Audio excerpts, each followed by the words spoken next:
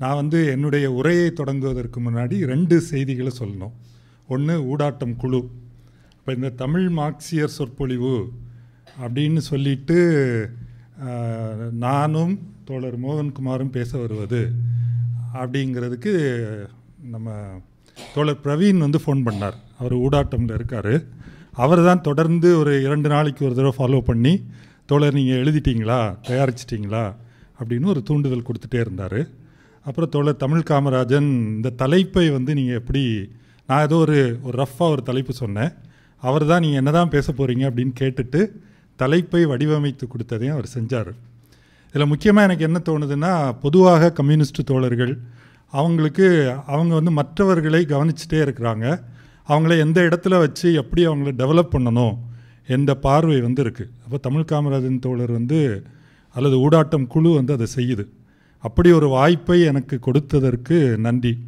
ஏன்னா நான் வந்து இந்த மார்க்சிய வாசிப்பு, படிப்பு அல்லது செயல்பாட்டுக்கு இடைய வந்தான். வயதில் அதிகமாக இருந்தாலும் ஒரு 15 ஆண்டுகளாக தான் நான் இதில் இருக்கிறேன். அப்போ இந்த இடத்துல ஊடாட்டம் குழு தோழர்கள் இந்த வாய்ப்பை எனக்கு கொடுத்ததற்கு நன்றி தெரிவித்துக் கொள்கிறேன். இரண்டாவதாக, இந்த உரையினுடைய தயாரிப்பு குறைபாடுகள், அதுக்கும் எனக்கு பிரவீன் தோழர் தான் ஹிண்ட் கொடுத்தாரு. தோழர் நீங்கள் வந்து பகலில் வேலை செஞ்சுட்டு இதுக்கு தயாரிக்கிறதுலாம் கஷ்டம்தான், எங்களுக்கு புரியுது, இருந்தாலும் நீங்கள் வேகமாக பண்ணிவிடுங்க. இப்போ அதையும் நான் வந்து குறிப்பிடணும். பகல் நாங்கள் வேலை செய்கிறது, இப்போ தோழர் அரசுடைய தலைமையில் தான் நாங்கள் இப்போ வந்து அம்பேத்கருடைய எழுத்துக்களை தொகுத்து 100 தொகுதிகளாக கொண்டு வருவது என்ற வேலை நடந்துக்கிட்டு இருக்கு. இப்போ NCBHல் வாரத்தில் 6 நாட்கள் காலை 9:30 முதல் மாலை 5:30 வரைக்கும் அம்பேத்கரோடு உரையாடணும். இப்போ சமீப 2 வாரமாக இதை தயாரிக்கும்போது நான் படித்த புத்தகங்கள் அம்பேத்கர் ஜனநாயகம் பற்றி, இந்திய அரசமைப்பு பற்றி, சட்டங்கள் பற்றி எழுதியதை வந்து நான் படிச்சுட்டு இருந்தேன். அதை ஏன் சொல்கிறேன் அப்படிங்கிறதும் நான் இன்னொரு 2 நிமிஷத்தில் சொல்லிடுறேன்.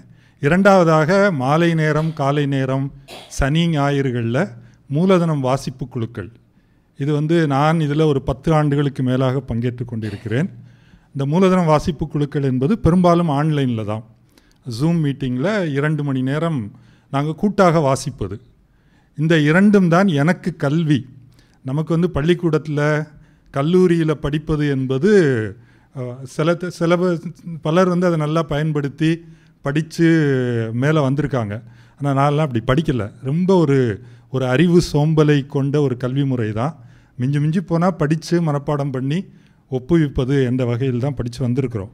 இந்த மூலதனம் வாசிப்பு குழுக்கள், இரண்டாவதாக அம்பேத்கர் தொகுப்பு வேலை, இது வந்து எனக்கு கற்றுக் கொடுத்தது. 10 ஆண்டுகள் மூலதன வாசிப்பு, குறிப்பாக சொல்லணுன்னா 2019க்கு பிறகு தான். அம்பேத்கர் தொகுப்பு வேலை என்பது கடந்த 1.5 ஆண்டுகளாக. அதுக்கு பிறகு தான் எப்படி ஒரு பிரச்சனையை அணுகுவது, ஒரு விஷயத்தை எப்படி முன்வைப்பது என்பதையே கற்றுக்கொள்ள முடிஞ்சது. எனவே இந்த 2 விஷயத்தையும் கணக்கில் எடுத்துக்கொண்டு இவ்வளவு கனமான ஒரு தலைப்பு, இந்த தலைப்பு தோழர் சொல்லும்போது, தோழர் நான் எப்படி பேசுகிறது, தமிழ் மார்க்சியர் சொற்பொழிவு அப்படின்னு பெரிய அறிமுகம் எனக்கு கிடையாது. இரண்டாவது அதில் என்ன சொல்லியிருக்காங்கன்னா, கம்யூனிசம் நேற்று இன்று நாளை, தமிழ்நாடு கம்யூனிச இயக்கம் நேற்று இன்று நாளை என்பதும் ஒரு கனமான டாபிக் தான்.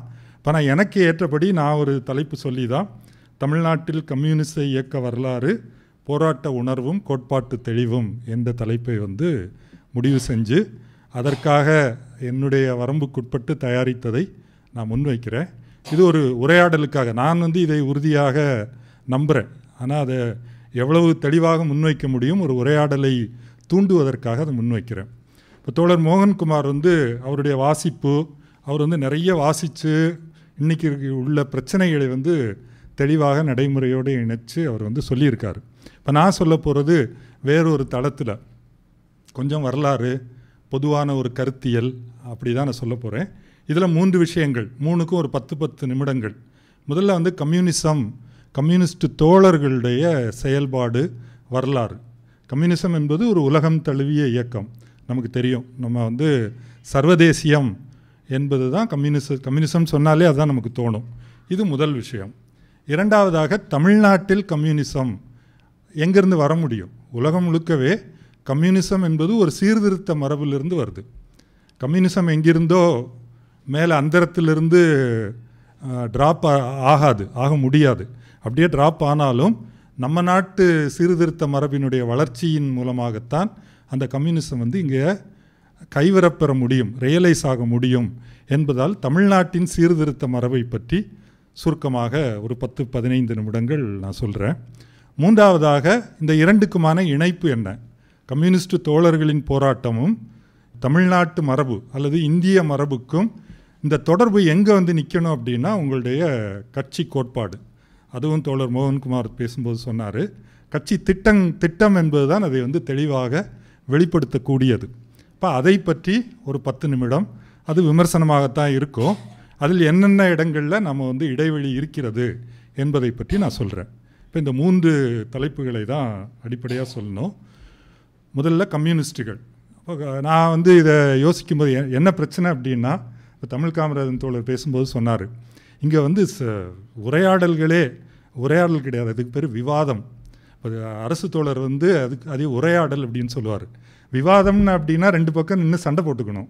உரையாடல் அப்படின்னா நம்ம வந்து கருத்து பரிமாறி கற்றுக்கொள்வது என்ற வகையில் இருக்கும். இப்போ எனக்கு இந்த தலைப்பை எடுத்து நான் வைக்க போவது வந்து அதாவது உரையாடலுக்குரிய ஒரு பொருண்மை தான். அப்போது நாம் வந்து எல்லாவற்றையும் தெளிவாக புரிந்து கொண்டு பேசணும். அப்படின்னா கம்யூனிசம்னா என்ன என்று நான் யோசிக்கும்போது இது வந்து ஒரு அடிப்படையான மனித உணர்வு அப்படின்னு எனக்கு தோணுச்சு. மனிதர்கள் எப்போவுமே கூட்டாக சேர்ந்து ஒரு ஒத்துழைப்போட கூட்டு வாழ்க்கை தான் மனிதர்கள் வாழ முடியுது. ஏங்கல்ஸ் வந்து தன்னுடைய குடும்பம் தனிச்சத்து அரசில் சொல்கிறாரு. அதாவது விலங்குகளிலிருந்து மனிதர்கள் உருவாகும்போது மந்தைகளாக வாழ்கிறாங்க. மற்ற விலங்குகளோடு ஒப்பிடும்போது மனிதனுக்கு உடல் வலிமையோ அல்லது பெரிய அளவில் நீங்கள் சிங்கத்தை போல் கட்டி புரண்டு சிங்கத்தோடு சண்டை போட்டு ஜெயிக்க முடியாது. இப்போ இவர்களுடைய வலிமை என்னென்னா கூட்டாக வாழ்வது. இன்றைக்கும் கூட்டாக வாழக்கூடிய மந்தை விலங்குகளை பார்க்குறோம். இப்போ இந்த கூட்டுத்துவ தன்மை என்பது ரொம்ப முக்கியம். இதிலிருந்து முரண்பட்டு ஒரு சமூக முறை உருவாகுது. அதுதான் வர்க்க சமூகம் நம்ம படிக்கிறோம். அப்போ புராதன பொது உடைமை சமூகம் என்பது ஒரு காலத்தில் இருந்திருக்கு. அது வந்து ஒரு குறுகிய வட்டங்களுக்குள்ளே தான் இருக்கும். குறிப்பாக மறுபடியும் ஏங்கல்ஸ் பார்த்தோம் அப்படின்னா மிஞ்சி போனால் சில 1000 சில 10,000 பேர் கொண்ட குலக்குழுக்கள் இனக்குழுக்கள் தான் புராதன பொது உடைமை என்ற அடிப்படையில் இருக்கிறாங்க. இதிலிருந்து வளர்ந்து நாகரிக சமூகங்கள் தோன்றுது. நம்ம இந்தியா சொல்லலாம், சீனா சொல்லலாம், ஐரோப்பாவில் அதாவது கிரேக்கம் ரோமாபுரியிலிருந்து இன்றைக்கி பார்க்கக்கூடிய ஐரோப்பிய நாடுகள், அப்புறம் எகிப்து போன்ற நாடுகள். இதில் தான் நம்ம இந்த வளர்ச்சியை பார்க்குறோம். அமெரிக்காவுடைய கதை வேறு, ஆஸ்திரேலியாவுடைய கதை வேறு, ஆப்பிரிக்காவுடைய கதை வேறு. இப்போ நம்ம பார்க்க போகிறது இந்த வர்க்க சமூகம் உருவாகும்போதே அதை எதிர்த்து நிறைய எதிர்ப்புகள் வந்து தோன்றுது. அதை நம்ம படிக்கிறோம். புராதன பொது உடைமை உடையும் போது ஐயோ என்ன இப்படி பண்ணுறான், மனுஷனை அடிமைப்படுத்துகிறாங்க, கொடுமைப்படுத்துகிறான், இதை எதிர்த்து அதற்கான தத்துவங்கள் அதற்கான மத வடிவங்கள் அது வெளிப்படுது. நான் அதை பார்க்குறது வந்து இப்போ இந்தியாவில் புத்தர், ஆசியாவில் தான் இயேசு, இவங்கெல்லாம் அப்படி தான் பேச வராங்க. நீங்கள் என்ன மனித வாழ்க்கையை வந்து சிதைக்கிறீங்க. இந்த உணர்வு தான் கம்யூனிசத்துக்கான அடிப்படை உணர்வு, பொது உடைமை. அப்புறம் அதுக்கு ஒரு காங்கிரீட் ஸ்பேஸ் வடிவம் வருது. தனிச்சொத்துடைமை தான் இதற்கு காரணம். இப்போ பொது உடைமை என்று இன்றைக்கி நம்ம சொல்லக்கூடிய கம்யூனிசத்துக்கு ஒரு நீண்டன்னு சொல்கிறத விட ஒரு அடிப்படையான மானிட உணர்வு. எப்படி வந்து ஒருவர் இன்னொருவரை சுரண்டக்கூடிய சமூகம் வந்து எப்படி இருக்க முடியும்? இது நியாயம் கிடையாதே, இதை உடைச்சிட்டு நம்ம வரணும் என்ற அடிப்படை உணர்வில் உலகம் முழுக்கவே இந்த போராட்டங்கள் தொடர்ந்து கொண்டே இருக்கிறது. இதில் சமீப காலமாக இன்றைக்கு ஒரு 300 ஆண்டுகளாக நாம் பார்க்கக்கூடிய கம்யூனிசம் என்பது இந்த வர்க்க சமூகத்தின் ஒரு உயர்ந்த வளர்ச்சி கட்டம். அதுதான் முதலாளித்துவம். இப்போ கம்யூனிஸ்ட் அறிக்கையில் என்ன சொல்கிறாங்க? நம்முடைய ஏடறிந்த வரலாறு எல்லாமே வர்க்க போராட்டத்தின் வரலாறு. இப்போ முதலாளித்துவ சமூகத்தில் இந்த வர்க்க பகைமை வந்து எளிமைப்படுத்தப்பட்டு விட்டது. ஒரு பக்கம் முதலாளி வர்க்கம், இன்னொரு பக்கம் தொழிலாளி வர்க்கம். இந்த ரெண்டும் தான். மற்றவங்கள்லாம் வந்து இந்த 2 வர்க்கங்களில் ஒன்றில் போய் சேரக்கூடியவராக மாற்றப்படுறாங்க என்பதை நம்ம பார்க்குறோம். ஆனால் இந்த முதலாளித்துவம் எங்கு முதலில் தோன்றுது நமக்கு தெரியும். இங்கிலாந்து, பிரான்ஸ், நெதர்லாந்து, இத்தாலி போன்ற நாடுகளில் இப்படி தோன்றி மற்ற நாடுகளில் பரவுது. அப்போ இந்த முதலாளித்துவ சமூகத்திலும் இப்போ வந்து கம்யூனிசத்துக்கு ஒரு அடிப்படையான ஒரு என்ன சொல்லணும், ஒரு ஆய்வு அடிப்படை வந்து வருது. ஏன்னா முதலாளித்துவத்தோடு கூட ஒரு அறிவொளி காலம், எல்லாவற்றையும் நாம் வந்து புறநிலையை ஆய்வு செய்து புரிஞ்சுக்கணும் என்று இயற்கை அறிவியல் வளருது, சமூக அறிவியலிலும் வளர்ச்சி அடைந்து அதனுடைய ஒரு உச்சமாகத்தான் நம்ம மார்க்சியத்தை வந்து பார்க்குறோம். மார்க்சியத்துக்கு முன்னையே மார்க்சியத்தின் 3 தோற்றுவாய்கள் என்று லெனின் சொன்னதை பார்த்தோன்னா அரசியல் பொருளாதாரம் இந்த அடிப்படையில் முன்வைக்கப்படுது. எப்போ ஆதாம் ஸ்மித் ரிக்கார்டோ வரைக்கும். அதே போல் சோசலிசத்துக்கும் கோட்பாட்டாளர்கள் இருக்கிறாங்க, கற்பனாவாத சோசலிஸ்டுகள் அப்படின்னு நம்ம படிக்கிறோம். மூன்றாவதாக தத்துவத்துறையிலும் நம்ம படிக்கக்கூடிய 18ஆம் நூற்றாண்டு பிரெஞ்சு தத்துவ அறிஞர்கள் அல்லது ஆங்கிலேய தத்துவ அறிஞர்கள் ஹெகல், இதிலிருந்து தான் இயக்கவியல் பொருள்முதல்வாதம் என்ற தத்துவ மரபும் உருவாகி வருது. இந்த மூன்றும் இணைந்தது தான் மார்க்சியம்.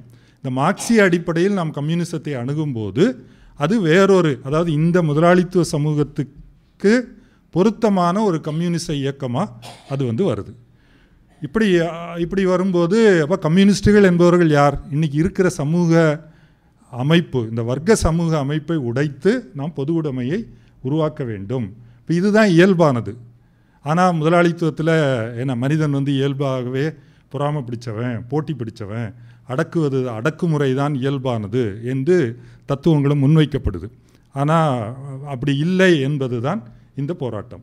இப்போ வந்து கம்யூனிஸ்டுகளை பற்றி பார்த்தோம் அப்படின்னா, கம்யூனிச இயக்கம் இப்படி நீங்கள் வந்து வர்க்க பாகுபாட்டை நாங்கள் எதிர்க்க போகிறோம், சொத்துடைமையை ஒழிக்க போகிறோம் அப்படின்னு 4 பேர் பேசுனாங்கன்னா அதிகாரத்தில் இருக்கக்கூடியவங்க சொத்துடைமையாளர்கள் வந்து சும்மா விடுவாங்களா? இப்போ எல்லா நாடுகளிலும், அது சோவியத் யூனியன், அது ரஷ்யாவிலெல்லாம் பார்த்தோன்னா அது தொடங்கும் போதே ஒரு ஜார் எதேச்சதிகார ஆட்சி, அங்கே அரசியல் உரிமைகளே இல்லை, கம்யூனிஸ்ட் கட்சியை நீங்கள் தொடங்க முடியாது. சீனாவிலும் அப்படி தான், வியட்நாமிலும் அப்படி தான், எங்கெங்கு இந்த நாடுகளிலெல்லாம் கம்யூனிஸ்ட் கட்சி அதிகாரத்தை பிடித்தது. கம்யூனிஸ்டுகள் என்பவர்கள் எப்போதும் அடக்குமுறையை எதிர்கொண்டு அரசாங்கத்தை எதிர்த்து போராடக்கூடியவங்களாக தான் இருந்திருக்காங்க. இப்போ நம்ம நேராக இந்தியாவுக்கு வந்துடுவோம். இந்தியாவிலையும் அதுதான் நிலைமை. கம்யூனிஸ்ட் கட்சி எப்போ தொடங்குறாங்க? ஆங்கிலேய காலனி ஆட்சியின் கீழ், காலனி ஆட்சி நிலை பெற்று கிட்டத்தட்ட 150 ஆண்டுகளுக்கு பிறகு, 1757 எடுத்தால் 150 ஆண்டுகள், இல்லைன்னா 1817 எடுத்தால் 100 ஆண்டுகளுக்கு பிறகு, ரஷ்ய புரட்சிக்கு பிறகு இந்தியாவில் கம்யூனிஸ்ட் கட்சி தோன்றும் போதே வந்து அது ஒரு இரத்த குழம்புல தான் அது தோன்ற முடியும். கம்யூனிஸ்ட் கட்சின்னு 1925 ஃபார்ம் ஆகிறதுக்கு முன்னையே பெஷாவர் சதி விளக்கு போடப்படுதுன்னு நினைக்கிறேன். அதன் பிறகு கான்பூர் சதி விளக்கு போடுறாங்க, மீரட் சதி விளக்கு போடுறாங்க. கம்யூனிஸ்ட் தோழர்கள் வந்து தலைமறைவாகத்தான் வேலை செய்யணும், இல்லைன்னா காங்கிரஸ் கட்சிக்குள்ளே போய் அதோடு இணைந்து காங்கிரஸ் மாநாட்டில் தான் அதுக்கு காங்கிரஸ் மாநாட்டுக்கு ஒரு இணையாகத்தான் கம்யூனிஸ்ட் தோழர்களும் மாநாடு போட வேண்டிய நிலைமை வந்து இருக்குது. இப்போ கம்யூனிஸ்ட் கட்சி உருவாகி வரும்போது 1934 முதல் முறையாக கட்சியை தடை பண்ணிடுறாங்க. நான் பார்க்கும்போது இங்கிலாந்துலாம் கம்யூனிஸ்ட் கட்சி தடை கிடையாது, ஆனால் இந்தியாவில் அது தடை செய்யப்படுது. அது போல்ஷிக் கான்ஸ்பிரசிக்கு எதிரான சட்டங்கள் இதெல்லாம் கொண்டு வந்து தடை செய்யப்படுது. அதன் பிறகு 2ஆம் உலகப்போர் தொடங்கிய பிறகு கம்யூனிஸ்ட் கட்சி மீதான தடை வந்து விலக்கப்படுது. அப்புறம்தான் அவங்க இந்த விவசாய திட்டமெல்லாம் வச்சு கிராமப்புறங்களில் போய் வேலை செய்கிறாங்க. மூன்றாவதாக இந்த தடை நீக்கம் இதன் ஊடாகத்தான் வளர்ந்து வருது. அதன் பிறகு சுதந்திரம் அடைந்த பிறகு தெலுங்கானா ஆயுத போராட்டம், அதை கம்யூனிஸ்ட் கட்சி ஆதரிக்குது. இனிமேல் வந்து நமக்கு ஆர்ம்டு ஸ்ட்ரகிள், அதாவது ஆயுத போராட்டம் தான் நம்முடைய பாதை என்று கம்யூனிஸ்ட் கட்சி முன்வைக்கும் போது காங்கிரஸ் அரசாங்கமும் கம்யூனிஸ்ட் கட்சியை தடை செய்யுது. நான் அதை பற்றி படிக்கும்போது நிறைய, அதாவது ஆங்கிலேயர் ஆட்சியில் இருந்ததை விட இந்த 48-51 ஆட்சியில் வந்து பயங்கரமான கொடூரங்கள் வந்து நடத்தப்பட்டிருக்கு. கம்யூனிஸ்ட் தோழர்களை வேட்டையாடுவதுன்னா அடிக்கிறது, சிறையில் போடுறது, கொலை செய்வது, சுட்டு, நம்ம என்கவுண்டர்னு இன்றைக்கெல்லாம் பார்க்குறோம். அந்த மாதிரி சம்பவங்கள்லாம் விவரிக்கப்படுது. நேரடியாக அவங்க பிடிச்சு உன்னை சுட்டு கொல்ல போகிறேன் அப்படின்னு 2 பேரை கொலை பண்ணுறாங்க. இதெல்லாம் 51 வரைக்கும் நடக்குது.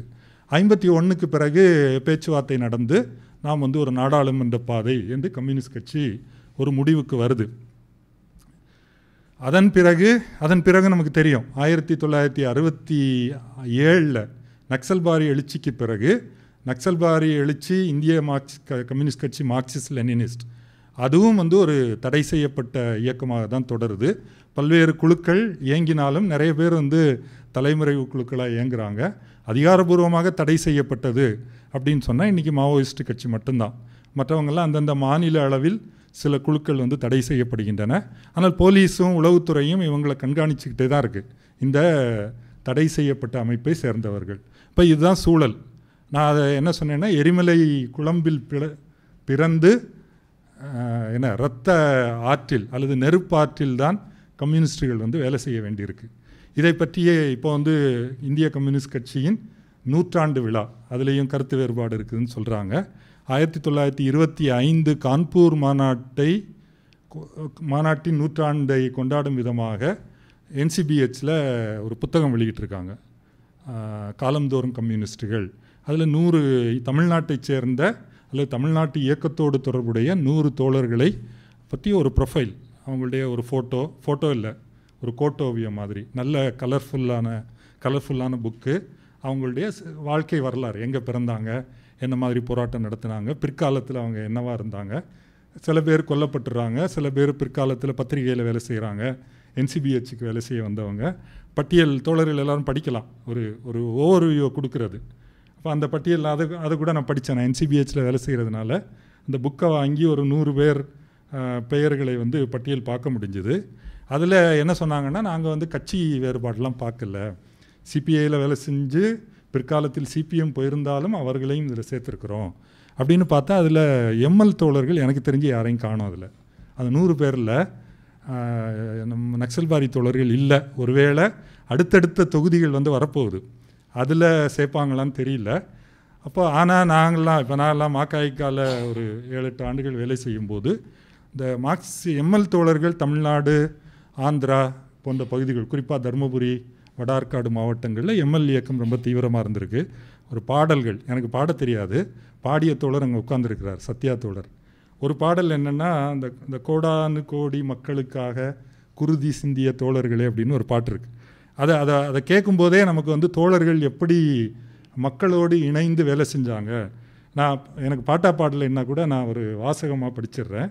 இந்த கோடானு கோடி மக்களுக்காக குருதி சிந்திய தோழர்களே, வர்க்க போராட்ட பாதையிலே வீழ்ந்து புதைந்திட்ட வித்துக்களே, சாதி கொடுமை பண்ணை கொடுமை தலைவிரித்து ஆடிடும் தர்மபுடி வடார்காடு வயல்வெளியும் கிராமமும், அங்கே அப்புபாலன் பெயரை சொன்னால் போதும் ஆளும் வர்க்கத்தின் குலை நடுங்கி போகும், ஆலமரங்கள் சாய்ந்ததடா அழுத கண்கள் சொல்லி ஆளாதடா, இருளென்றால் தைரியமுள்ள எவனுக்கும் பயம் வரும், எங்கள் இருட்டு பச்சை பெயர் கேட்டால் எதிரிகளுக்கும் ஜுரம் வரும், அந்த மலை போன்ற தோழன் மாண்ட துயரம் காடு மலை கூட கண்ணீர் சிந்தி கதரும், தர்மபுரி மீண்டும் சிவப்பாகும் உன்னை கொன்றவன் வழக்கென்று தீர்ப்பாகும், துப்பாக்கிகள் வெடித்த போதும் தூங்கி கிடந்த மக்களை ஒற்றைப்பறை ஓசை கிளப்பி உணர்வூட்டி எழுப்பினான் எங்கள் சுப்பாராவ் பாணிக்கிரகி தோழன், இழுக்கும் மூச்சை கூட இசையாக்கிய கலைஞன், மண்ணில் அவரது உடல் மறைந்தாலும்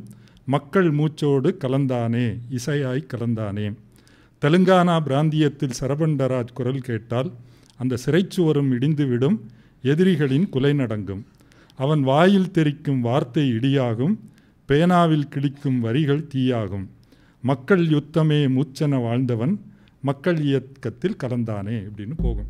இதை படித்தோடனே நம்ம தோழர்கள், பல மூத்த தோழர்கள்ட்ட எல்லாம் கூட பேசுகிறோம். அவங்களாம் எப்படி வேலை செய்கிறாங்க, கிராமங்களுக்கு போவாங்க, மக்களோடு மக்களாக இணைந்து, அதாவது கூலி தொழிலாளர்களோடு வாழ்ந்து, விவசாய கூலி தொழிலாளர்களோடு வாழ்ந்து அங்கு நடக்கக்கூடிய பொருளாதார சுரண்டல், பண்பாட்டு அடக்குமுறைகள், அதனூடாக அரசியலை நிலைநாட்டுவதற்கு வேலை செய்து கொண்டிருக்கக்கூடிய ஆயிரக்கணக்கான தோழர்கள் வந்து தமிழ்நாட்டிலையும் நம்ம வந்து பார்க்குறோம். அவங்க 2-3 பேர் தான் இங்கே வந்திருக்குது. இதிலேருந்து இப்போ நம்ம என்ன ஆகிட்டோம், பெரும்பாலும் மாவோயிஸ்ட் கட்சியை தவிர பெரும்பாலும் மெயின் ஸ்ட்ரீம் அரசியலில் வந்து வந்துட்டோம். இன்றைக்கு நடக்கக்கூடிய போராட்டங்கள், கம்யூனிஸ்டுகளுடைய போராட்டங்கள் என்பது இந்த அரசமைப்பு சட்டத்துக்கு உட்பட்ட போராட்டங்கள், சட்ட போராட்டங்கள் அல்லது களத்தில் இறங்கி போராடுவது, போலீஸ் வந்து அதை நீங்கள் அனுமதி வாங்குறீங்களா வாங்கலையான்னு கேட்குறது. இப்போ இதை பற்றி சொல்வதற்கு ஒரு சினிமா வந்தது, ஜெய் பீம்னு ஒரு படம், நம்ம எல்லாரும் பார்த்துருப்போம். இப்போ இப்போ ஜெய்பீம் படத்தில் வழக்கறிஞர் சந்துரு வராரு. சந்துரு வந்து ஒரு கம்யூனிஸ்ட். அவருடைய ஆஃபீஸை காட்டும்போதே பின்னாடி வந்து மார்க்ஸ், அம்பேத்கர், பெரியார் படம் இருக்கும். மார்க்ஸ் சிலை தான் அவருடைய பேக்ட்ராப்பாக இருக்கும் ஒரு வேலை செய்யும்போது. லெனின் சிலை ஒன்று இருக்கும். அப்போது ஒரு அது கதையும் தெரியாதவங்களுக்கு சுருக்கமாக சொல்லிடுறேன். யார் செங்கேணி இந்த பெண்ணுடைய கணவர், அவர் பேர் எனக்கு மறந்து போச்சு டக்குன்னு, அவர் ராஜாக்கண்ணுங்கிறவங்க. அவங்க இருளர் பழங்குடி மக்கள், கல்வி அறிவு கிடையாது, எந்த சமூக உரிமையும் இல்லாமல் வாழக்கூடியவங்க. அந்த ராஜாக்கண்ணுவை போலீஸ் வந்து கூட்டிகிட்டு போயிட்டு காணாமல் போயிட்டார். அப்போ அந்த செங்கேணியை கூட்டிகிட்டு வர்றது யார், அல்லது செங்கேணிக்கு நீதி தேடுவதற்காக கூட நிற்கிறது கம்யூனிஸ்ட்டுகள்.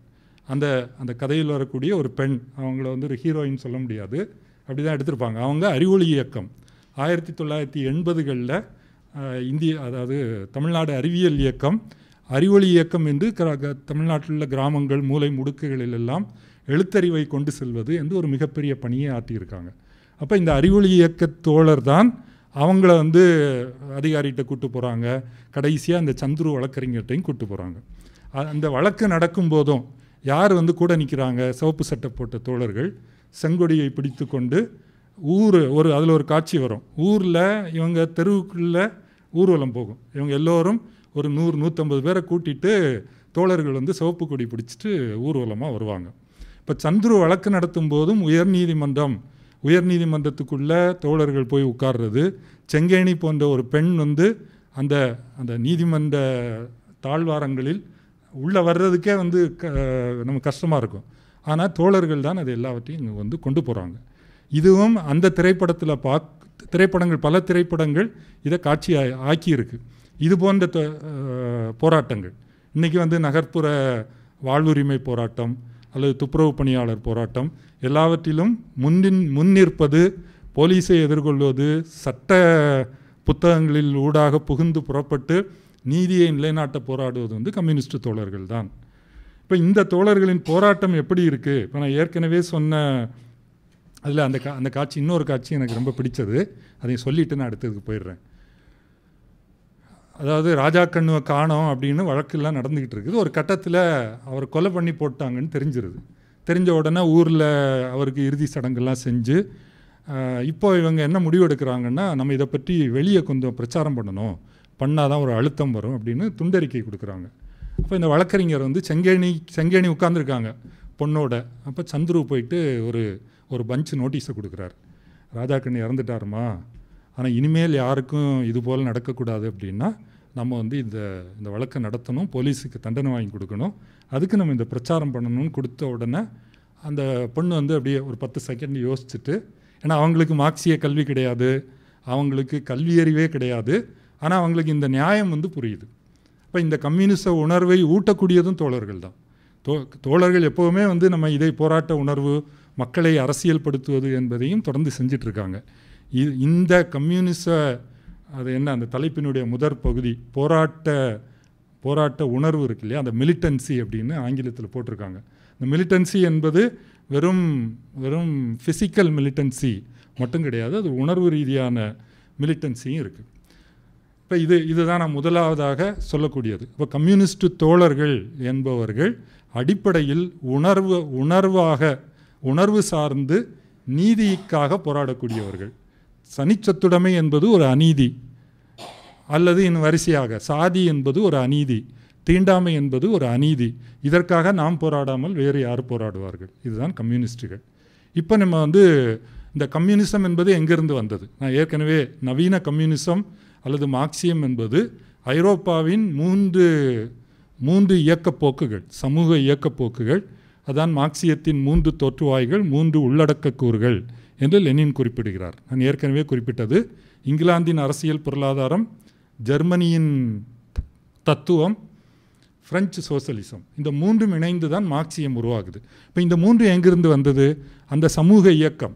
பல பேர் போராடுறாங்க, பிரெஞ்சு புரட்சி நடந்து போயிடுச்சு, நடந்த பிறகும் சமூக நிலைமை மாறவில்லையே என்று ஒரு சோசலிச உணர்வு, சோசலிச அரசியல் என்பது செயல்படுது.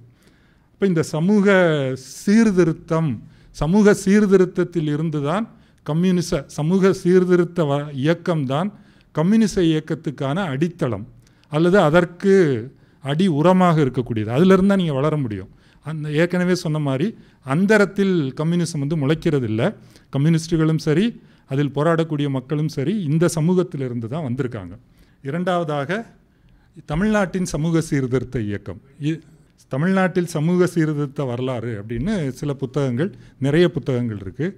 குறிப்பாக பேராசிரியர் அருணன் எழுதிய தமிழகத்தில் சமூக சீர்திருத்தம் 200 ஆண்டு வரலாறு அப்படின்னு அவர் வந்து 18ஆம் நூற்றாண்டு தொடங்கி 18ஆம் நூற்றாண்டில் இந்தியாவில் தமிழ்நாட்டில் அரசியல் பொருளாதார நிலைமை எப்படி இருந்தது, அதற்கு பிறகு ஆங்கிலேயர்கள் கொண்டு வந்த மாற்றங்கள் என்னென்ன, ஒவ்வொரு வரலாறு, அதை வைகுண்டசாமியிலிருந்து ராமலிங்க அடிகளார், அதன் பிறகு அயோத்திதாசர், அப்புறம் பெரியார், இன்னும் எல்லோரையும் அவர் வந்து கவர் பண்ணி கடைசியாக அம்பேத்கருடைய பாத்திரம் எல்லாவற்றையும் அந்த நூல் வந்து பேசுது.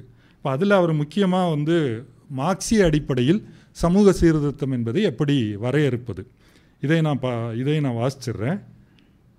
அதாவது பொருளாதார அடித்தளத்தில் ஒரு முக்கிய மாற்றம் நிகழும்போது மேல்கட்டுமானமான அரசு, சட்டம், மதம், கல்வி, கலை, இலக்கியம், குடும்பம், பழக்க வழக்கங்கள், சடங்குகள் முதலியவற்றில் அதே நேரத்திலோ அல்லது அதே வேகத்திலோ அதன் பிரதிபலிப்பு வெளிப்பட்டு விடுவது இல்லை. அங்கே தனிமனிதர்களின் இயக்கங்களின் மகத்தான பணி தேவைப்படுகிறது. அவர்கள் தளபதிகளாய் மக்கள் சக்திகளை வழிநடத்தி செல்கிறார்கள் அப்படின்னு தோழர் வந்து தன்னுடைய வரையறையை கொடுக்குறார். மார்க்ஸ் இதை பற்றி சொல்கிறார். அரசியல் பொருளாதார விமர்சனத்துக்கு ஒரு பங்களிப்பு அந்த நூலினுடைய முன்னுரையில் தான் அவர் வந்து இந்த பொருளாதார அடித்தளம், மேல்கட்டுமானம் என்பதை பற்றி பேசும்போது, இப்படிப்பட்ட மாற்றங்களை ஆய்வு செய்யும்போது இயற்கை அறிவியல் போன்று துல்லியமாக சொல்ல முடிகிற உற்பத்தியின் பொருளாதார நிலைமைகளில் ஏற்படுகிற பொருளாதார மாற்றங்களுக்கும் சட்டம், அரசியல், மதம், கலை அல்லது தத்துவஞான வடிவங்களுக்கும் சுருக்கமாய் சொல்வதென்றால் மனிதர்கள் இந்த மோதலை உணர்ந்து தமக்குள் மோதி தீர்த்து கொள்ளும் கருத்தியல் வடிவங்களுக்கும் உள்ள வேறுபாட்டை காண்பது எப்போதுமே அவசியமாகும். இப்போ உதாரணமாக பொருளாதாரம் என்பதை புரிஞ்சுக்கணுன்னா நீங்கள் மூலதனம் நூல் என்று மார்க்ஸ் எழுதி அதில் உள்ள விதிகளை வந்து அவர் முன்வைக்க முடியும். அரசியலுக்கு நீங்கள் விதிகள் முன்வைக்க முடியுமா? மார்க்ஸ் முடியாது அப்படிங்கிறார். ஏன்னா மனிதர்கள் அதில் போராடி தங்களுக்குள்ள கணக்கு தீர்த்துக்கிறாங்க. அது மனித செயல்பாட்டின் தாக்கம் வந்து அது மிகப்பெரிய அளவு இருக்குது. இப்போ இதில் வரலாற்றின் தனி மனித பாத்திரம் இதெல்லாம் நம்ம படிக்கிறோம். அந்த வரலாற்றை தனி மனிதர்கள் படைப்பதில்லை. ஆனால் அதில் தனி மனிதர்கள் தான் வரலாற்றை படைக்கிறார்கள். ஆனால் அவர்கள் தங்கள் விருப்பப்படி படைப்பதில்லை. அவர்கள் வரலாற்றிலிருந்து தரப்பட்ட சூழலில் அவர்கள் படைக்கிறார்கள். இப்போ தமிழ்நாட்டுக்கும் நமக்கு ஒரு சூழல் இருக்குது. அந்த சூழல் தான் இந்த சீர்திருத்த வரலாறு. இதை நான் சுருக்கமாகவே சொல்லிடுறேன். 18ஆம் நூற்றாண்டு தமிழ்நாடு என்பது அவர் என்ன சொல்கிறாருன்னா, நாயக்கர்களின் ஆட்சியின் கீழ் அதை 3 லேயராக சொல்கிறாங்க. நாயக்கர்கள், நவாபுகள் அல்லது அதுக்கு மேலே வரக்கூடிய ஆட்சி மன்னர்கள். 2வது லேயரில் தென் தமிழ்நாட்டை பொறுத்த வரைக்கும் பாளையக்காரர்கள், தமிழ்நாட்டு முழுக்கவே. 3வது லேயராக கிராம சமுதாயங்கள் இருக்குது. இப்போ இந்த சூழலில் தான் ஐரோப்பிய வணிகமும் ஐரோப்பிய கருத்துக்களும் கிறிஸ்தவ மதமும் வந்து உள்ளே வரும்போது ஆங்கிலேய கிழக்கிந்திய கம்பெனி அதனுடைய ஒரு முகமையாக என்னென்ன செஞ்சது என்பதெல்லாம் நம்ம நிறைய படிக்கலாம். நான் அதை தென்னிந்தியாவின் முதல் கிளர்ச்சின்னு ஒரு நூல் இருக்குது. 1802 நடந்த வேலூர் கழகம். இப்போ அதை விளக்குவதற்காக அதை பின்புலமாக அந்த நூலில் என்ன எழுதுகிறாங்க, கிட்டத்தட்ட ஒரு 60-70 ஆண்டுகளாக கிழக்கிந்திய கம்பெனி வந்து ஒரு மிகப்பெரிய தாக்குதலை வந்து நடத்துது. இந்த மன்னர்களிடமிருந்து சூழ்ச்சி மூலமாகவோ போர் மூலமாகவோ அதிகாரத்தை எடுத்துக்கொள்வது, பாளையக்காரர்களை வீழ்த்துவது அல்லது அடிபணிய வைப்பது, கட்டபொம்மன் பற்றிலாம் நம்ம படிச்சிருக்கிறோம். அதன் பிறகு கிராம சமுதாயத்துக்குள்ளே தலையிடும்போது அவங்க என்ன பண்ணுறாங்கன்னா, உற்பத்தியை வந்து மாற்றி அமைக்கிறாங்க. வணிக பயிர்களை புகுத்துறது செய்கிறாங்க. அது வரைக்கும் இருந்த ஒரு தற்சார்பு கிராமம், அந்த கிராமத்துடைய எல்லா முரண்பாடுகளோடும் சேர்த்து இருந்த அந்த கிராம கட்டமைப்பு வந்து சிதைக்கப்படுது. பொருளாதார ரீதியாக வணிகமயமாக்கம் நடக்குது. 2வது வரி வசூலிப்பதற்கு ரயத்துவாரி முறையை கொண்டு வராங்க. ரயத்துவாரி முறை அப்படின்னா நீங்கள் விளைஞ்சாலும் விளையாட்டாலும் வரி கட்டியே தீரணும். 3வதாக கிறிஸ்தவ பரப்புரையாளர்கள் ஒரு மிகப்பெரிய தாக்கத்தை உருவாக்குறாங்க. இது ஒரு சுருக்கமான பின்புலம் 18ஆம் நூற்றாண்டை நம்ம புரிஞ்சுக்கலாம். கிட்டத்தட்ட வேலூர் கலகம், அதற்கு பிறகு மராத்தா போர் 1818 ஒட்டுமொத்த இந்தியாவும் ஆங்கிலேயர்களுடைய கட்டுப்பாட்டின் கீழே வந்துருச்சு. அது பல்வேறு வடிவங்களில் இருக்கலாம். சமஸ்தானங்கள் இருக்குது, அப்புறம் மாகாணங்கள், அதாவது பிரசிடென்சிஸ் இருக்குது. இதில் தமிழ்நாட்டில் என்ன மாதிரி சீர்திருத்த இயக்கங்கள் வருது. இப்போ இதெல்லாம் வந்து தாக்கும்போது ஒரு பிரேக் அவுட் ஏற்படுது, நிறைய புதிய வாய்ப்புகள் ஏற்படுது. அப்போ இந்த முன்பு இருந்த முக்கியமாக தமிழ்நாட்டில் நடந்த சீர்திருத்த இயக்கங்கள் சாதி தீண்டாமைக்கு எதிராகவும் இரண்டாவதாக பெண்கள் மீதான அடக்குமுறைக்கு எதிராகவும் நடந்திருக்கிறது என்பதை அவர் தொகுப்பாக சொல்கிறார். இதில் நான் எப்படி எடுத்துக்கிட்டேன்னா, பேராசிரியர் சிவசுப்பிரமணியம் எழுதிய ஒரு கட்டுரை, அவர் இந்த வரலாற்றையே தொகுத்து கொடுத்துருக்காரு. அதிலிருந்து நான் குறிப்புகள் எடுத்துக்கிட்டேன். எனக்கு குறிப்புகள் எடுக்கிறது கொஞ்சம் எளிதாக இருக்கும் அப்படிங்கிறதுனால. பேராசிரியர் அருணனே என்ன சொல்கிறாரு, தமிழ்நாட்டின் சமூக படிநிலை ஏற்றத்தாழ்வு எப்படி இருந்தது, சூத்திரர்கள் கிட்டத்தட்ட அடிமை நிலையில் என்றால் சண்டாளர்கள் பிரேதத்துடன் இணையாக வைக்கப்பட்டிருந்ததை காணலாம். உண்மையில் தமிழகத்தில் அடிமை முறை என்பது 19ஆம் நூற்றாண்டு வரை தொடர்ந்தது அப்படின்னு சொல்லிட்டு அபே தூபோ என்ற பிரெஞ்சுக்காரர் எழுதிய ஒரு நூல் 1806 எழுதி 1820 வெளியாகிருக்கு. அதில் அவர் தெளிவாகவே சொல்கிறார். அதான் இன்றைக்கி மனுஸ்மிருதி எங்கே இருக்குது, சனாதனம் எங்கே இருக்குன்னு கேட்கக்கூடியவங்க 19ஆம் நூற்றாண்டில் அவர் பதிவு பண்ணியிருக்கிறார். அவர் என்ன சொல்கிறாரு, 4 பிரிவுகளில் சூத்திரர்களே, அதாவது விவசாயிகளே எண்ணிக்கையில் அதிகம், அப்புறம் நிறைய கிளை சாதிகள் நிறைய இருக்குது. 4 பிரிவுகளில் பார்ப்பனர்களும் ராஜாக்களும் தான் உயர்ந்த நிலையில் இருக்கிறாங்க. அப்புறம் அந்த இடங்கை வலங்கை சாதிகளாக எப்படி மோதல் நடந்தது, இப்படி மோதல் நடந்தாலும் இதில் சமரசம் பண்ணி வைக்கிறது பிராமணர்கள், சத்திரியர்கள் மற்றும் சூத்திரர்களின் பல பிரிவுகள் அப்படிங்கிறாரு. இதெல்லாம் அபேதூபா எழுதியதை இவர் மேற்கோள் காட்டுறார். இப்போ இங்கு அவர் என்ன சொல்கிறாருன்னா, மொத்த தமிழ் மக்களும் சாதி வாரியாக பிரிக்கப்பட்டிருந்தது மட்டுமல்லாமல் முதல் 2 வர்ணத்தவரே சகல அதிகாரங்களையும் சமூக தகுதிகளையும் உடையவர்களாக இருந்தனர். வைசியர்கள், சூத்திரர்கள், சண்டாளர்கள் ஆகியோர் இடங்கை வலங்கை என இருவரும் பிரிவுகளாக பிளவுபட்டு மோதிக்கொண்டிருந்தனர் அப்படின்னு சொல்லிட்டு அவர் சூத்திரர்கள் மீதான என்னென்ன அடக்குமுறை அப்படின்னு மனுஸ்மிருதியிலிருந்து மேற்கோள் கொடுக்குறார். ஆனால் அந்த மேற்கோள் அம்பேத்கர் ஒர்க்கு பண்ணுறதுனால அம்பேத்கர் என்ன பண்ணுறாருன்னா அது இப்படி சுருக்கமாக சொல்லிட்டு போக முடியாது. ஆனால் நான் அப்படி தான் போக போகிறேன். பின்னாடி அதனை எழுதி கொடுக்கும்போது அம்பேத்கர் தொகுத்ததை அப்படியே எடுத்துரும்.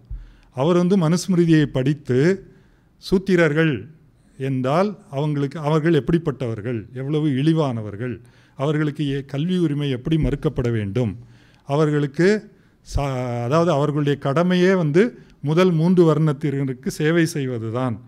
அதுபோல் குற்றவியல், ஏதாவது தப்பு பண்ணான்னா என்ன தண்டனை, பார்ப்பனர்களுக்கு என்ன தண்டனை, சூத்திரர்களுக்கு என்ன தண்டனை, இதெல்லாம் விரிவாக அம்பேத்கர் தன்னுடைய எழுத்துக்களை பதிவு செய்கிறார். முதல் தடவை படிக்கும்போது நாங்கள் அதை தொகுக்கும்போது கூட ஏன் தோழ திருப்பி இதை அவர் சொல்கிறாரே வேணுமா அப்படின்னு கேள்வி வரும். ஆனால் அது கண்டிப்பாக வேணும். ஏன்னா அது வெறும் மனுஸ்மிருதியில் மட்டும் இல்லை, இன்றைய சமூகத்தில் அது வாழ்ந்து கொண்டிருக்கு.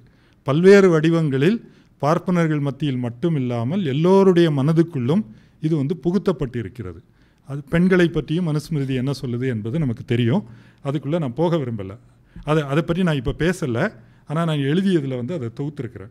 இப்போ இதில் என்ன தமிழ்நாட்டில் என்ன நடக்குதுன்னா, இப்போ இந்த சூழல் தமிழ்நாட்டில் இருந்த முந்தைய சமூக கட்டமைப்பு, கிராம கட்டமைப்பு என்பது ஆங்கிலேயர்களின் வருகையினால் ஒரு பிரேக் ஏற்படுது. இப்போ பல்வேறு பிரிவினர் இதிலிருந்து விடுபடுவதற்கான சமூக சீர்திருத்த இயக்கங்கள் நடக்குது. அதில் ஒன்று தான் வைகுண்டசாமி. நாங்கள்லாம் கன்னியாகுமரி மாவட்டம், அதில் சாமித்தோப்பு அப்படின்னா ஐயாவளி என்பது ரொம்ப அங்கே ரொம்ப ஃபேமஸ். தலப்பா கட்டிப்பாங்க.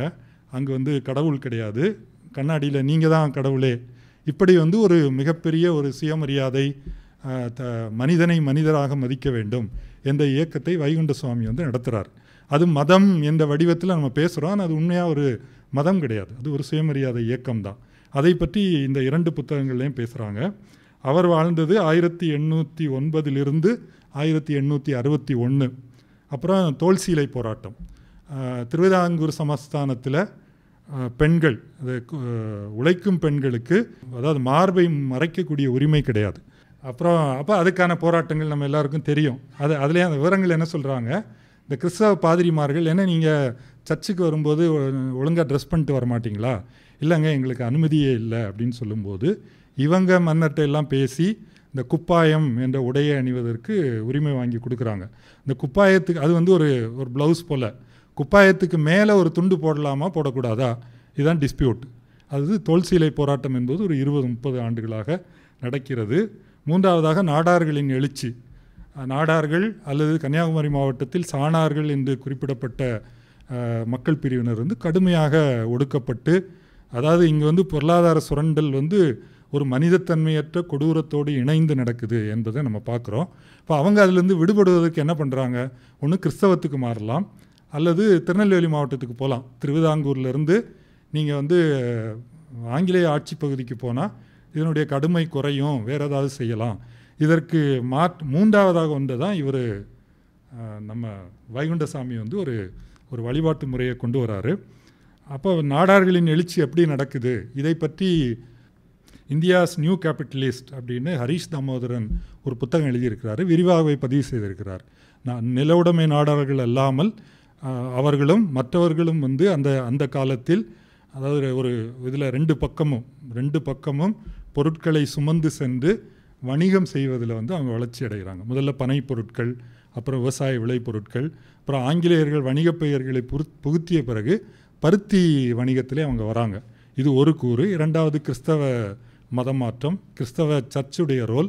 மூன்றாவது வந்து அவங்க கொழும்புக்கு இலங்கைக்கு போனது. இதெல்லாம் இணைந்து வந்து நாடார் முதலாளித்துவ வர்க்கம் என்று ஒன்று உருவாயிருக்கிறது. அதுவும் தமிழ்நாட்டினுடைய சீர்திருத்த மரபாக நம்ம பார்க்க வேண்டியிருக்குது. அடுத்ததாக பட்டியல் சாதியினரின் எழுச்சி. அது அயோத்திதாசர் அவர் நடத்திய பத்திரிகைகள். அவர் எப்படி வந்து அதுக்கு பேர் என்ன திராவிட மகாசபை அப்படின்னு நினைக்கிறேன். அவர் என்ன தமிழ் ஒரு பைசா தமிழன் அப்படின்னு பத்திரிகை நடத்துகிறாரு. அப்போ அவர் வந்து இதை எப்படி முன்வைக்கிறாரு. அதன் பிறகு சிங்காரவேலரும் இந்த சிங்காரவேலர் தமிழ்நாட்டின் முதல் கம்யூனிஸ்ட் நம்ம படிக்கிறோம். அவர் இந்த சாதியை அட்ரஸ் பண்ணுறாரு. ஆனால் அவருடைய பார்வை வந்து என்னவா இருக்குதுன்னு நான் கொஞ்சம் நேரத்தில் சொல்கிறேன் அடுத்ததில். அப்புறம் பெரியார் சுயமரியாதை இயக்கம், அதில் சிங்காரவேலர், பெரியார், ஜீவா இவங்கெல்லாம் சேர்ந்து பணியாற்றியது. அதன் பிறகு அவங்க எப்படி தனித்தனி பாதைகளில் போனாங்க. இதுவும் இந்த சீர்திருத்த மரபு கிட்டத்தட்ட ஒரு 150 ஆண்டுகள் 200 ஆண்டுகள் சீர்திருத்த மரபின் தொடர்ச்சியாகத்தான் இங்கே வந்து விவசாய இயக்கம் என்பது ஏற்படுது. விவசாய இயக்கம் 1930களின் கடைசியில் 1940 நம்ம எல்லாருக்கும் ரொம்ப ஃபேமஸாக தெரிஞ்சது சீனிவாசராவ். இப்போ சீனிவாசராவ் போராட்டம் பற்றி சொல்லும்போதும் தோழர் சிவசுப்ரமணியம் என்ன சொல்கிறாருன்னா, அங்கே மூன்று தளங்கள் இருக்குது. ஒன்று கூலிக்கு அவன் என்ன பண்ணுறான், மரக்கால் வந்து அளவு குறைவான மரக்கால், கூலி அளக்கும்போது 3/4 மரக்கால் தான் கிடைக்கும். இப்போ எனக்கு ஸ்டாண்டர்ட் மரக்காலில் கூலி கொடுக்கணும், இது ஒரு கோரிக்கை. இன்னொன்று என்ன, சவுக்கடி சாணிப்பால். அது இல்லாமல் பெண்கள் முழங்காலுக்கு, அதாவது முட்டுக்கு கீழே சீலை உடுக்கக்கூடாது. அப்போ இந்த உரிமையை பெற்றுத்தருவது, இது ஒரு பண்பாட்டு போராட்டம். இந்த ரெண்டையும் நீங்கள் பிரிக்க முடியுமா? மூன்றாவதாக அவர் என்ன சொல்கிறாருன்னா, செங்கொடி ஏற்றும் உரிமை. கிராமத்துக்குள்ளே நாங்கள் செங்கொடியை நிலைநாட்டணும். இப்போ அவர் சிவசுப்ரமணியம் தோழர் இந்த கட்டுரையில் முடிக்கிறது, இந்தியாவில் அல்லது உலகம் முழுக்க வர்க்க போராட்டம் என்பது வெறும் பொருளாதார போராட்டமாக எங்கேயுமே இருக்க முடியாது. பொருளாதாரம் என்பது அந்தரத்தில் தொங்க முடியாது. பொருளாதார அடித்தளமும் மேற்கட்டுமானமும் நம்ம வந்து பின்னி பிணைந்திருக்கிறோம் அப்படின்னு சொல்லுதுன்னா உண்மையிலே பின்னி பிணைஞ்சது தான். அது பிரிக்க முடியாது. வெறும் பொருளாதார நபர்களாக யாராவது இருக்கிறாங்களா? அவர் என்ன சொல்கிறாரு, பொருளாதார போராட்டம், பண்பாட்டு போராட்டம், அரசியல் போராட்டம், இந்த மூன்றும் இணைந்தது தான் வர்க்க போராட்டம். நம்ம என்ன சொல்கிறோம், வர்க்க போராட்டமாக சாதிக்கு எதிரான போராட்டமா? அப்படி இல்லை. வர்க்க போராட்டத்துக்கு உள்ளதான் சாதிக்கு எதிரான போராட்டமாகத்தான் போராட்டமும் இருக்கிறது. இதைத்தான் அவர் வந்து சொல்கிறார். நான் அதையும் அதையும் நான் அந்த வாக்கியத்தை அவர் எப்படி சொல்கிறாருன்னு படிச்சிடுறேன். தொகுத்து பார்க்கும்போது சாதிய மேலாண்மைக்கும் சாதிய ஒடுக்குமுறைக்கும் எதிரான கருத்து அதில் ஊடுருவி நிற்பதை காண முடிகிறது. பொருளியல் அடிப்படையிலான வர்க்க வேறுபாடுகளை மையமாக கொண்ட போராட்டங்களை விட சாதியை மையமாக கொண்ட போராட்டங்களை குறிப்பிட்டு சொல்லும் அளவுக்கு உள்ளன. அரசியல், பொருளாதாரம், பண்பாடு என்ற மூன்றையும் தனித்தனி கூறுகளாக பார்க்காமல் இவை மூன்றையும் ஒருங்கிணைத்து செல்லும் அவசியம் இன்று நம்முள் உள்ளது அப்படின்னு அவர் அதை வந்து முடிக்கிறார். கடைசி பகுதி என்னென்னா, இப்படி தான் நம்ம நாட்டு வர்க்க போராட்டம் இருக்குது. ஆனால் நம்முடைய கம்யூனிஸ்ட் கட்சிகள் எப்படி உருவானது, அங்கே எப்படி வந்து கட்சி திட்டமே 25 ஆண்டுகளுக்கு பிறகு தான் உருவானது. அதற்கான நியாயங்கள் இருக்குது. நீங்கள் வந்து எப்போ பார்த்தாலும் ஓடிக்கிட்டே இருந்தீங்கன்னா ஒரு மாநாடு கூட நடத்த முடியாது. எங்கே கட்சி திட்டம் எழுதுவீங்க? லெனின்லாம் எழுதினாருங்கிறது வேற கதை. இதுக்கு நடுவில் நான் ஒரே ஒரு சுவாரஸ்யமான தகவல் சொல்கிறேன்.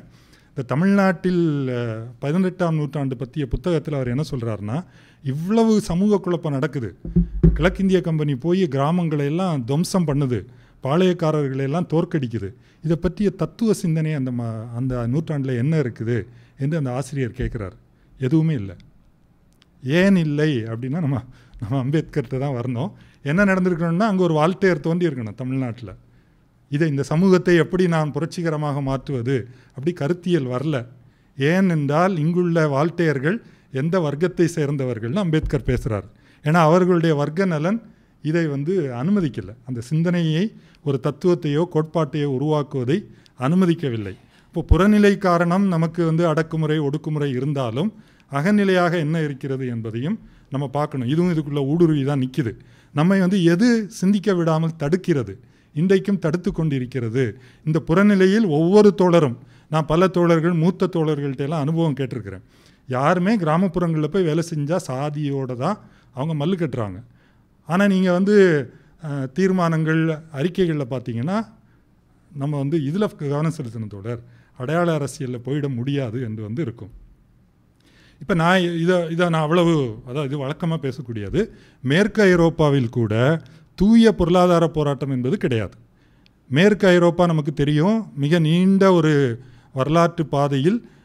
மார்க்ஸ் சொல்லப்படி பார்த்தா இங்கிலாந்தில் வந்து அது அப்ஸ்ட்ராக்ட் ஆகி தூய முதலாளி வர்க்கம், தொழிலாளி வர்க்கம் என்று பிரிஞ்சிருச்சு. இப்போ மூலதனம் நூல் எப்படி இருக்கணும்?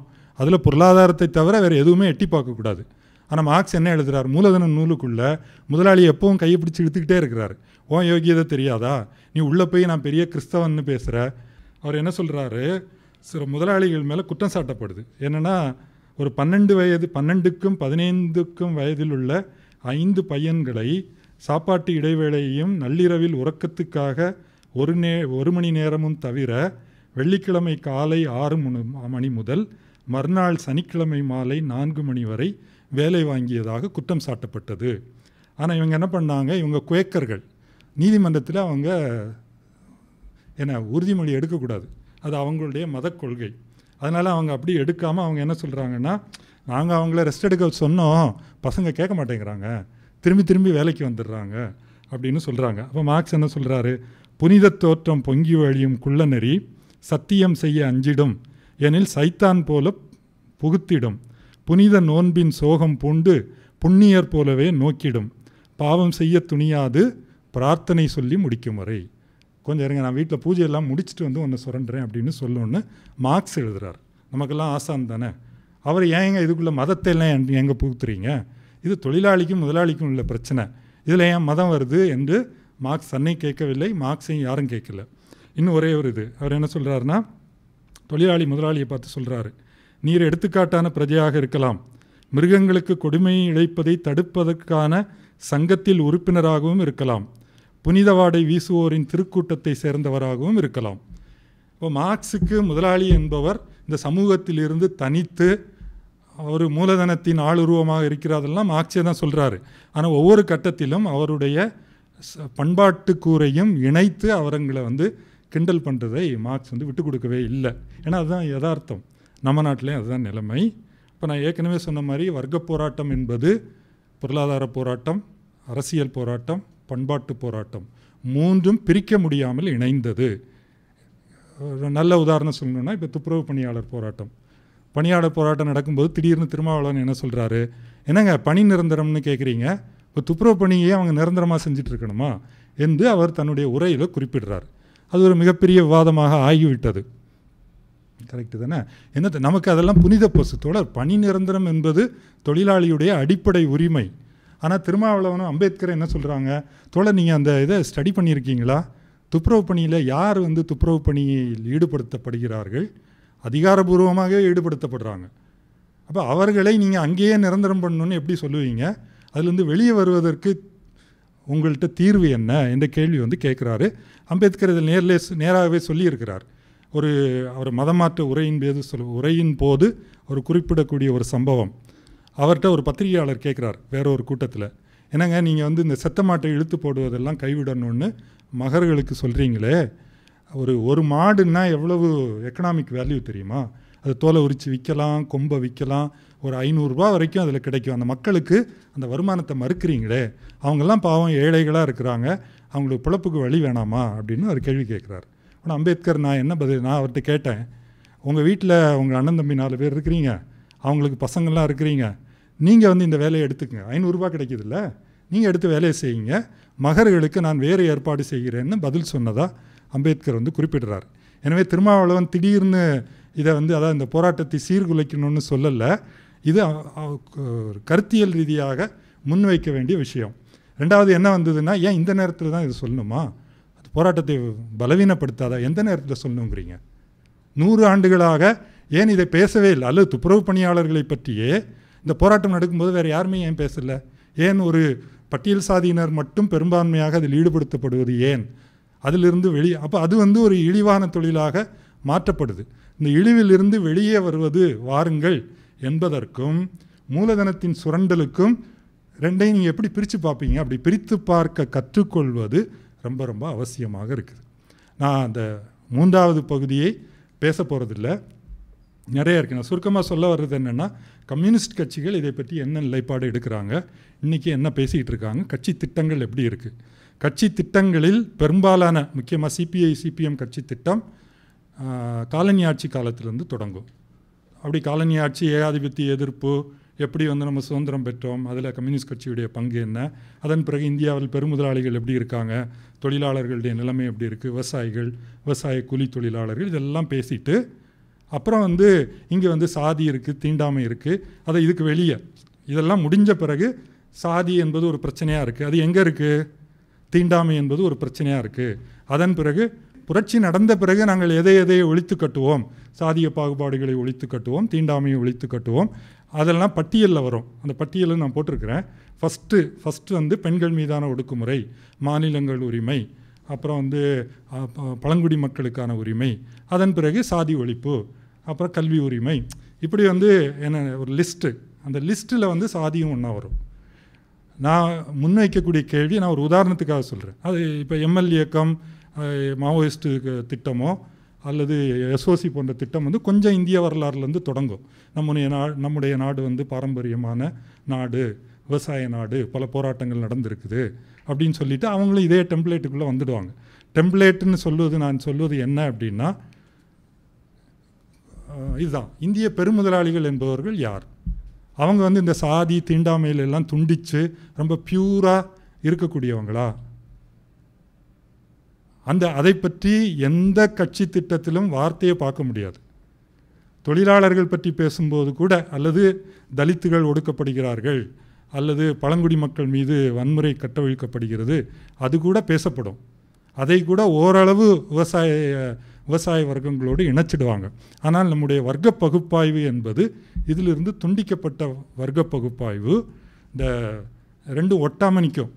அப்போ நம்ம இந்த வர்க்க பகுப்பாய்வு, இப்போ அதாவது தரகு முதலாளிகள் அல்லது பெருமுதலாளிகள் அல்லது தேசிய முதலாளிகளை எதிர்த்து தொழிலாளர்களையும், அது அமைப்பாக்கப்பட்ட தொழிலாளர்கள், முறைசாரா தொழிலாளர்கள், இவர்களை அணி திரட்டி அப்புறம் குட்டி முதலாளித்துவ வர்க்கத்தை நம்மோடு நட்பு வர்க்கமாக இணைத்து கொண்டு இவர்களை வீழ்த்திய பிறகு நாம் வந்து இதெல்லாம் டீல் பண்ணுவோம். அதே நேரத்தில் நம்ம இதெல்லாம் வேலை செய்கிறோன்னா, அதாவது இந்த வர்க்க போராட்டத்தை, அதாவது இந்த பொருளாதார போராட்டத்தை நடத்தும் போது இந்த பிரச்சனையெல்லாம் நம்ம எப்படி கண்டுக்காமல் இருக்க முடியும்? எனவே தீண்டாமை ஒழிப்பு என்பதை பற்றி நம்ம வந்து போராடுவோம். நம்முடைய போராட்ட உணர்வு, அதாவது ஒரு மிலிட்டண்டாக நம்ம போராடுறோம். அந்த போராட்டத்தில் இந்த மூன்றும் இணைந்து தான் இருக்குது. சாதிய பாகுபாடுகள், தீண்டாமை கொடுமைகள், இதுவும் இணைந்து தான் கூலி உழைப்பு மீதான சுரண்டல் வந்து நடந்துக்கிட்டு இருக்குது. கிராமப்புறங்களில் மட்டும் இல்லை, நகர்ப்புறங்களிலும் இப்படி தான் நடக்குது என்பதை நம்ம பார்க்குறோம். அதே போல் சுரண்டும் வர்க்கங்களும் அவர்களும் நான் ஒரு தோழர்கிட்ட வந்து கோயம்புத்தூர் பகுதியில் முதலாளிகள் எப்படிப்பட்ட சாதிய பின்னணியில் இருக்கிறாங்க அப்படி தெரிஞ்சுக்கிறதுக்காக ஃபோன் பண்ணேன். தோழர், நீங்கள் முதலாளிகளை சாதின்னு பேசுகிறதெல்லாம் எனக்கு ஒப்புதல் இல்லை. அது எப்படி நீங்கள் பேசுவீங்க? முதலாளிகளுக்கு சாதி இல்லையா? சாதி இல்லை. நம்முடைய அதிகாரபூர்வமான கோட்பாட்டு ஆவணங்களின் அடிப்படையில் முதலாளிகளுக்கு சாதி கிடையாது. அவங்க மூலதனத்தை பிரதிநிதித்துவப்படுத்துகிறாங்க. இப்போ நீங்கள் மூலதனத்தை தான் அட்டாக் பண்ணணும். சாதின்னு சொல்லிட்டீங்கன்னா என்ன பிரச்சனை? சரி, தொழிலாளர்கள் மத்தியில் சாதின்னு பேசுனா வர்க்க ஒற்றுமை குலைஞ்சிடும் அப்படின்னு நம்ம சொல்லலாம், குலையாது, வேறு விஷயம். ஆனால் முதலாளிகளை சாதின்னு சொல்கிறதுல நமக்கு என்ன பிரச்சனை? இதுதான் மூன்றாவதாக நான் எழுப்பக்கூடிய கேள்வி. இதில் சமீப ஆண்டுகளில், குறிப்பாக 1990களுக்கு பிறகு, அம்பேத்கருடைய எழுத்துக்கள் பொது வெளியில் வந்த பிறகு, இன்னும் குறிப்பாக 2014க்கு பிறகு, ஏன்னா இது மறுக்க முடியாமல் அவன் கண் முன்னால் வந்து நின்றுருச்சு. இந்து ராஜ்யம் என்பதை அவன் கட்டமைச்சிட்டு இருக்கிறான். அவன் வெளியே சொன்னாலும் சொல்லாட்டாலும் அவனுடைய அரசமைப்பு சட்டம் மனுஸ்மிருதி தான்.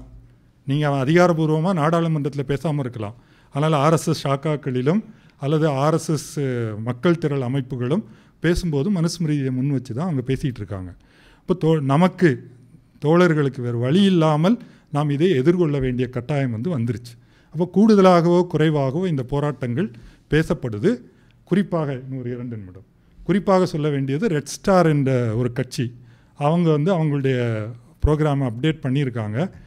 பண்டைய சமூகத்தில் வர்ணங்கள் தான் வர்க்கமாக இருந்தன, எப்படி வந்து வர்க்க போராட்டம் என்பது வர்ணங்களுக்கு இடையிலான போராட்டமாக இருந்தது, அதெல்லாம் சொல்லிவிட்டு மறுபடியும் இந்திய நிலைமைக்கு வரும்போது அவங்க பெருமுதலாளிகள் தரகு முதலாளிகள் அப்படின்னு முடிச்சிடுறாங்க. பட் ஒரு ட்ராவல் வந்து தொடங்கியிருக்காங்க. இன்னொரு ஆவணம் வெளியிட்டிருக்காங்க. அம்பேத்கருடைய ரோல், அதை கம்யூனிஸ்ட் இயக்கம் எப்படி அணுகினோம், அதை நாம் சுய விமர்சனமாக எடுத்துக்கொள்கிறோம், நாங்கள் தவறாக அணுகினோம், அதை வந்து நம்ம மாற்றிக்கணும் என்று அம்பேத்கருடைய பங்களிப்பை பற்றி ஒரு நல்ல ஒரு ஆவணம் வந்து எழுதப்பட்டிருக்கு. கடைசியாக தொகுப்பாக நான் சொல்ல வேண்டியது, கம்யூனிசம் என்பது கம்யூனிஸ்ட் தோழர்கள், அது வந்து நிச்சயமாக அதை யாரும் அழிக்க முடியாது. என்றென்றும் இளைஞர்களை, புதியவர்களையும் அது உந்தி கொண்டே தான் இருக்கும். இது அடிப்படையான மனித உணர்வு, இது ஒரு மனிதம்.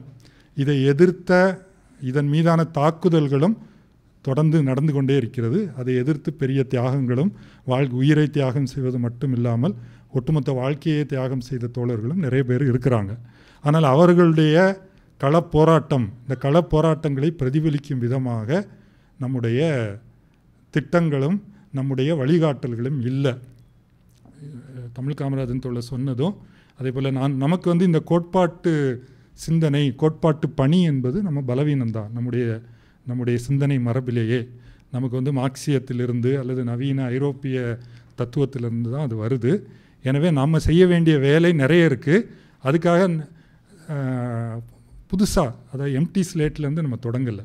நமக்கு மார்க்ஸுடைய, இப்போ என்னை பொறுத்த வரைக்கும், நாங்கள்லாம் செயல்படுவதை பொறுத்த வரைக்கும், மூலதனம் நூல் என்பது மார்க்சியத்தை கற்றுக்கொள்வதற்கான மிக மிக அடிப்படையான நூல் என்று நாங்கள் வந்து அதை தொடர்ந்து அதை செஞ்சுக்கிட்டு இருக்கிறோம். ஒவ்வொரு வாரமும் ஒரு குழுக்களாக மூலதனம் நூலை வாசிப்பது, அதை வாசிக்கும்போது தான் அம்பேத்கரை வந்து நம்ம அப்ரிஷியேட் பண்ண முடியுது. அம்பேத்கரை நாங்கள் இப்போ செய்திருக்கொண்டிருக்கும் வேலையின் காரணமாக அம்பேத்கரை வரிக்கு வரி வாசிக்க வேண்டிய தேவை ஏற்பட்டிருக்கிறது. வாசிக்கும்போது அவருடைய அறிவு பணியினுடைய பிரம்மாண்டம் வந்து பிரமிக்க வைக்குது. அது இல்லாமல் அவருடைய சமூகத்தின் மீதான அக்கறை, சமூக மாற்றத்தின் மீதான சொன்ன ஒரு ரெவல்யூஷனரி ஸ்பிரிட், ஒரு புரட்சிகர உணர்வு வந்து அதில் வந்து நிறைய பார்க்க முடியுது. ஸோ இந்த இரண்டையும் இணைத்து நாம் வந்து மேலே போக வேண்டியிருக்குது. அரசியலையும் பண்பாட்டையும் பொருளாதார போராட்டத்தையும் பிரிக்காமல் இணைப்பதற்கு நம்மளுக்கு அம்பேத்கருடைய ஆய்வுகளும் மார்க்சியமும் ஒன்றிணைய வேண்டியிருக்கிறது என்று கூறி வாய்ப்பளித்தமைக்கு நன்றி தெரிவிக்கிறேன்.